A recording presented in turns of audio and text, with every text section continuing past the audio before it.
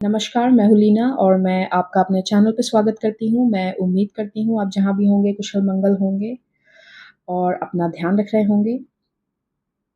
अम, आज मैं कर रही हूँ कलेक्टिव रीडिंग क्योंकि that's how I feel like doing it. अगर आप इस वीडियो को पहली बार देख रहे हैं, आप मुझे पहली बार देख रहे हैं, देन डेफिनिटली ये आपके लिए एक साइन है, okay? Um, let's see.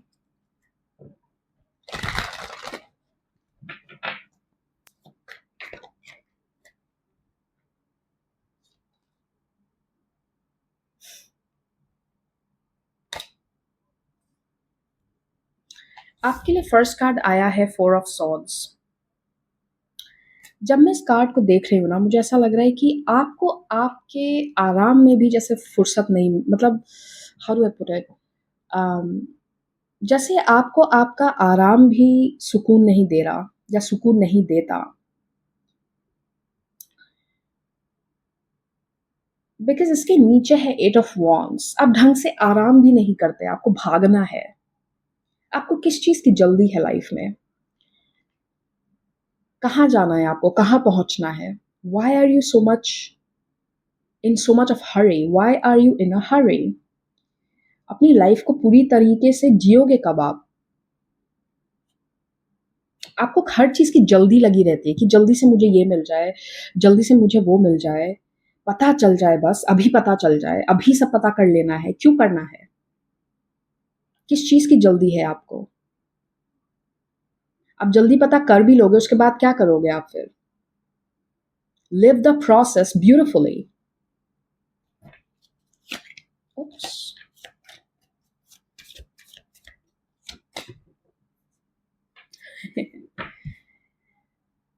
Empress, the 9 of pentacles. देखिए, मैं आपसे एक चीज़ कहूँगी, आपकी फ्रीडम, आपका कहते हैं ना आपका अबंडेंस कहीं बाहर नहीं है कि मैं यहाँ पहुँच जाऊँ, फिर मेरी लाइफ में अबंडेंस आएगा, या मुझे ये हासिल हो जाए, फिर मेरी लाइफ में अबंडेंस आएगा। ऐसा नहीं है। अबंडेंस ऑलरेडी आपके अंदर है। जब आप यहाँ से महसूस करते हो अबंडेंस, तो रियलिटी अपने आप अबंडेंट बनती है। यहाँ से शुरू होती है आपकी अबंडेंस। अबंडेंस कैसे शुरू होगी? जब आपको किसी चीज़ की डेस्परेट नीड नहीं होगी। जब आपके लिए किसी चीज़ का होना या ना होना बराबर हो जाए। है तब भी आप स्वयं में बहुत खुश हैं, नहीं है तब भी आप बहुत खुश हैं, आपको फ़र्क नहीं पड़ता। मैं ऊपरी मास्क की बात नहीं कर रही कि दिखाने के लिए लोगों को कि हाँ, कोई फ़र्क नहीं पड़ता मुझे। या अंदर से एक जो फीलिंग होती है ना, कि कोई चीज़ हो चाहे नहीं हो, आप सेम रहते हो, आपको फ़र्क नहीं पड़ेगा। ये एक अंदर की भावना है। कोई पर्सन रहे नहीं रहे आपको, आप सेम हो, वैसे ही रहते हो आप जैसे रहते हो। किसी का आना आपकी लाइफ में जाना, आप सेम पर्सन हो। आपकी लाइफ से कुछ छीन लिया गया, ले लिया गया, दे दिया गया, whatever, you are still the same person. वो है ट्रू अबंडेंस आपकी। आपकी रियलिटी फिर आपके इशारों पे नाचेगी। जिस दिन आप उस स्टेज पे आ जाते हैं कि आपको वो फ़र्क पड़ना बंद हो गया, कि किसी चीज़ का होना, ना होना बराबर हो गया आपके लिए, that's the peak of being spiritual. Spirituality को लोगों ने इतना गलत नाम दे दिया है। Spirituality was never about the rituals, never about हम तो ये फ़ॉलो करेंगे। स्पिरिचुअलिटी के नाम पे लोग दूसरा रिलीजन खड़ा कर देते हैं। एग्ज़ाम्पल के तौर पे कह रही हूँ। ट्रू सेंस में वही पर्सन धार्मिक या स्पिरिचुअल होता है, जिसको फ़र्क पड़ना, मैं नमनेस के उसमें नहीं कह रही कि आपको फ़र्क पड़ना बंद हो गया, ज़िंदगी की डिज़ायर ही ख़त्म हो गई, अब तो फ़र्क नहीं पड़ता कब चले जाए। I am not talking about the saddest one. Pessimistic नहीं। आपकी लाइफ में कुछ हो या ना हो, आप आनंद में हैं। आपको हर चीज़ आनंदित करती है, हर चीज़ खुश रखती है। That's the real test of your power, that's the real test of your spiritual belief. आपकी ट्रू अबंडेंस का टेस्ट ही वही है। जब यूनिवर्स देखता है ना आपको फ़र्क नहीं पड़ रहा, आप तो खुश वैसे भी हैं, तो वो आपकी रियलिटी वैसी बना देगा कि आपको फिर कमी होगी ही नहीं। आप जितना डेस्परेट होते किसी चीज़ के लिए, वो चीज़ आपसे और दूर जाएगी। इस चीज़ को समझो। मैं आपको ना एक लॉ से समझाती हूँ। देखिए, मेरे पास बुक भी पढ़ी है, I think I need to mention this. अगर आपने कभी ये बुक पढ़ी होगी, द कबालियन, इसमें एक हर्मेटिक प्रिंसिपल है, the law of rhythm. The law of rhythm, देखिए, आप जितनी ज़ोर से किसी चीज़ में एनर्जी लगाते हैं ना, जितनी ज़ोर से किसी चीज़ में इंटेंसिटी एनर्जी लगाते हैं, वो आपसे और दूर जाती है। उसके पीछे रीज़न है, क्योंकि लॉ ऑफ रिदम कहता है कि पेंडुलम जितना इस तरफ को जाएगा, अगर आपने फिजिक्स पढ़ी हो, एक पेंडुलम जो होता है, जितनी एनर्जी के साथ उसे एक डायरेक्शन में भेजोगे, उतनी ही एनर्जी के साथ वो दूसरी डायरेक्शन में भी जाता है। इसीलिए जब आप किसी चीज़ में बहुत एनर्जी लगा देते हो, वो और दूर चली जाती है, और जब तक वो वापस इक्विलिब्रियम पे आएगी, आपके पास टाइम लगेगा, क्योंकि आप ज़्यादा एनर्जी लगा रहे हो। ज़्यादा एनर्जी लगाओगे तो पेंडुलम को वापस जाके आने में तो टाइम लगेगा ना। इस चीज़ को कभी सोच के देखो। इसलिए किसी भी चीज़ को इतनी इम्पोर्टेंस नहीं देनी है लाइफ में। जितना इम्पोर्टेंस आप दोगे, जितना इंटेंसिटी उस पर लगाओगे, वो और दूर भागता है आपसे। That's the mirror principal. आप समझ लीजिए, आप एक मिरर के सामने खड़े हैं। इस बात को सोच के देखना, आप जितनी एनर्जी लगाते हो, मिरर से उतनी दूर होते जाते हो आप। और मिरर से जितनी दूर जाओगे, तो मिरर में जो इमेज है वो धुंधली होती जाती है, क्लियरली दिखना बंद हो जाएगा। तो मिरर और अपने बीच का डिस्टेंस अगर खत्म करना है, तो एनर्जी कम लगाओ, इंटेंसिटी कम लगाओ। किसी चीज को इतना इंपॉर्टेंट मत बना दो कि लाइफ में इम्बैलेंस हो जाए। बैलेंस के साथ चलो, सब चीजें बराबर है, सब चीजें इंपॉर्टेंट है, fine. Okay, the hierophant.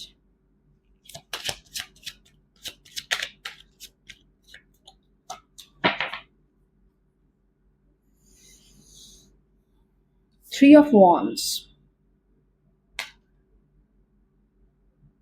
Three of Wands. King of Pentacles at the bottom.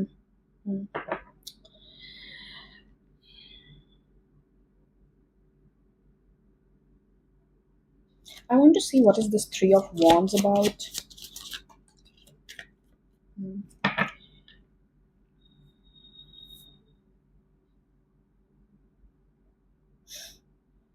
मैं जब आपकी people don't like me for this. मैं जब आपकी ऊपर की पर्सनालिटी को डाइसेक्ट कर रही हूँ ना, जैसे आप बायोलॉजी लैब में लोग करते हैं ना, एक फ्रॉग को डाइसेक्ट करके अंदर की चीज़ देखते हैं क्या है उसकी बॉडी में। मैं जब आपको ऊपरी, आपका जो ऊपरी आइडेंटिटी है ना, उसको जब मैं डाइसेक्ट कर रही हूँ, look what I have, 9 of Swords and Hanged Man, a lot of insecurity, fear of loss.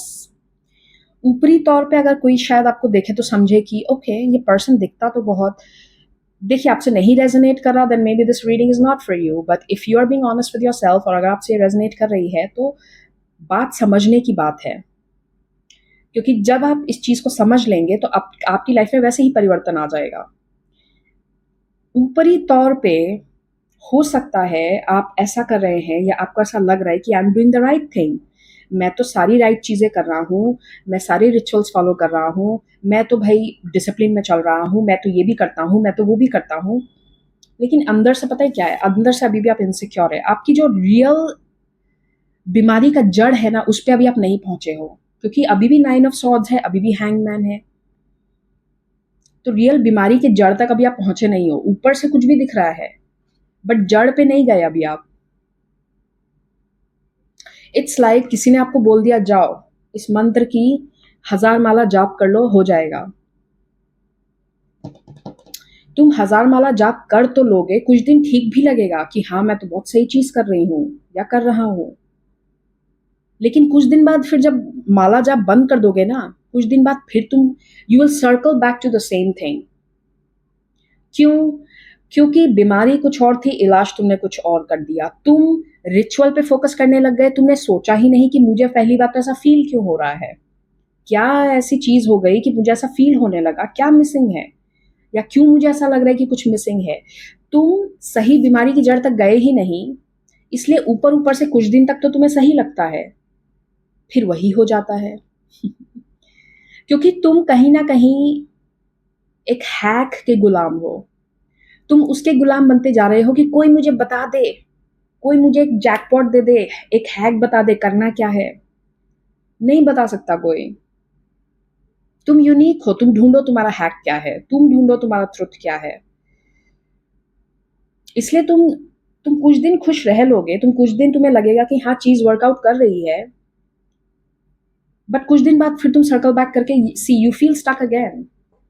Reading कहाँ बढ़ रही है देखो, तो फिर स्टक फील करने लगते हो। यही रीजन है और कुछ नहीं है।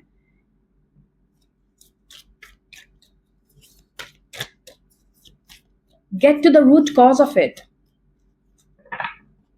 अगर आप एक रिलेशनशिप में हैं और आपको कोई ट्रिगर कर रहा है, तो क्या पर्सन बदलने से ट्रिगर चेंज हो जाएगा? नहीं होगा।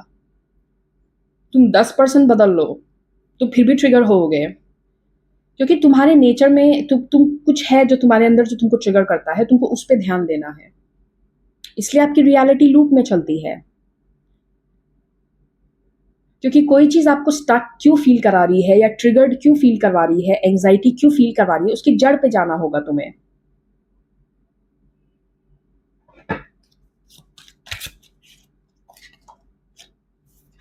अपनी ईगो को सेटिस्फाई मत करो बस। आपका ईगो सुनना चाहता है अच्छी बातें, मेरे साथ तो अच्छा ही होगा, मेरे साथ तो।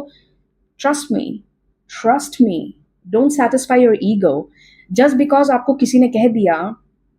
मान लीजिए मैं आपको आज कहती हूँ, आपकी कुंडली देख के आपसे कहती हूँ, अरे आपकी कुंडली में तो राजयोग है, आप तो भाई बहुत पैसे वाले बनने वाले हो, ये है वो है। ऐसे ही लोग गरीब रह जाते हैं, ट्रस्ट मी। बिकॉज आपने क्या किया, आपने बस अपनी ईगो को ऊपर से सेटिस्फाई कर दिया कि मुझे पता है मैं तो पैसे वाला बनूंगा ही। तो रियलिटी में जो पैसे वाला बनने के लिए काम करना पड़ेगा वो करोगे ही नहीं आप। तो इस चीज में खतरा है। अपनी ईगो को बस सेटिस्फाई मत किया करो। ऊपर से आपकी ईगो कोई भी सेटिस्फाई करके चला जाएगा, दैट इज नॉट इंपॉर्टेंट। आप अंदर झांक के अपनी रियलिटी देखो। हाँ ठीक है, प्रोबेबिलिटी तो है बनने की, बट प्रोबेबिलिटी ही है वो रिटन इन स्टोन्स नहीं है वो। You have got page of cups. Can we get a clarity on this?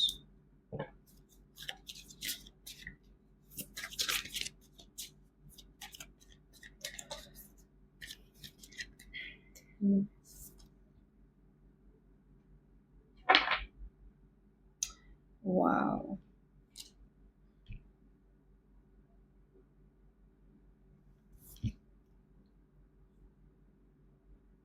Sorry, I was checking something. Knight of Pentacles.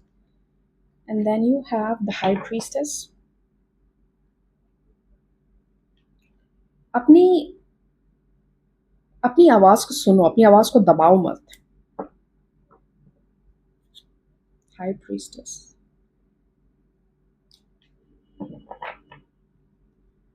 अपने आप को बांधना बंद करो। ये फॉलो कर लेते हैं, वो फॉलो कर लेते हैं, इसको सुन लेते हैं, उसका ये कर लेते हैं, ये रेमेडी कर लेते हैं, वट एवर, जिस भी वे में आपसे रेजोनेट कर रहा है। यहां जाके ये कर लेते हैं, वहां जाके वो कर लेते हैं। ट्रस्ट मी, जितना तुम अपने आप को बेटर गाइड कर सकते हो कोई नहीं कर सकता। तुम्हें मैं हमेशा लोगों से कहती हूँ, तुम कुछ देर के लिए, अगर तुम एक अंधेरे रास्ते पे चल रहे हो, तुम थोड़ी देर के लिए किसी की लाइट बोरो कर सकते हो। एक पर्सन के पास बड़ा सा लैंप है, वो लेके चल रहा है, तुम उसके साथ साथ चल रहे हो, तो थोड़ी देर तक उसकी रोशनी में तुम चल लोगे। लेकिन जैसे ही वो आदमी दूसरी डायरेक्शन में मुड़ गया, उसे जहां तुम्हें जाना है वो वहां नहीं जा रहा, उसने अब डायरेक्शन बदल ली, तो कहाँ गई तुम्हारी लाइट? तो कुछ देर के लिए ठीक है, बट अपनी लाइट खुद बनना सीखो, क्योंकि तुम्हें सबसे बेहतर तरीके से तुम खुद ही गाइड कर सकते हो।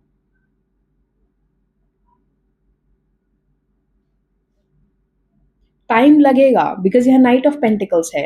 ऐसे चीजें नहीं होती। खास करके शुरुआती दौर पे जब आप कुछ चीज को नया नया कर रहे होते हो, समझ रहे होते हो, उसमें पेशेंस चाहिए।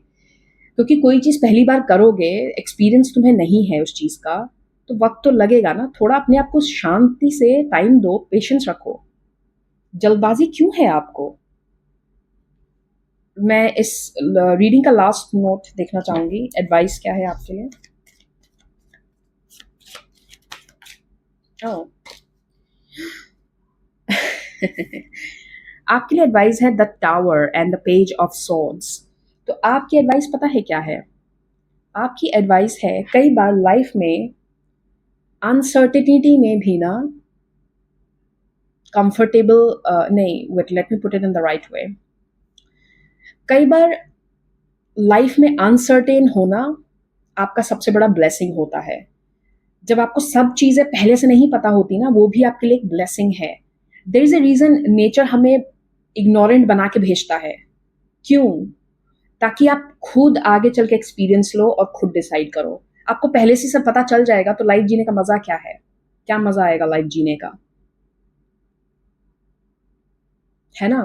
तो कई बार लाइफ में अनसर्टेनिटी होना अच्छी बात है, क्योंकि वो आपको जिज्ञासु बनाती है। पेज ऑफ सॉर्ड्स वो आपको क्यूरियोसिटी देती है लाइफ में। लाइफ जीने का मजा वहीं तो आएगा। सो ऑन दिस नोट मैं इस रीडिंग को एंड करती हूँ। मैं आपसे फिर मिलूंगी नए टॉपिक नए रीडिंग के साथ। प्लीज अपना ध्यान रखिए एंड बाय।